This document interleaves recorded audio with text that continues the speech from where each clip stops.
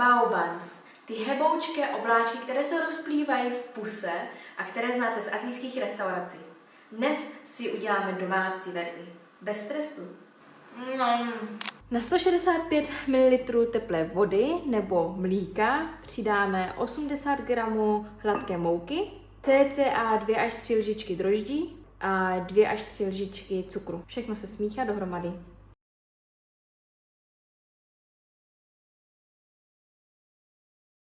Na zbylých 200 g, cca 200 g hladké mouky přidávám špetku soli a lžičku kypřícího prášku.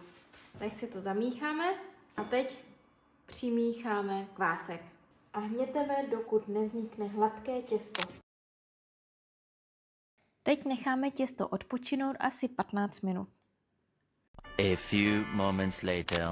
Baobany se dají tvarovat různě. Já si ráda pomáhám kulatou formičkou. Těsto vyválím, přehnu na půl a lehce potřu olejem. Potom ho necháme ještě jednou odpočívat, zhruba 30 minut. A jde se na páru, v bambusovém nebo klasickém napařováku, asi 10 minut, dokud nejsou krásně nadýchané. Nejlepší náplní je s karamelizovaným bůčkem. Recept najdete na mém profilu.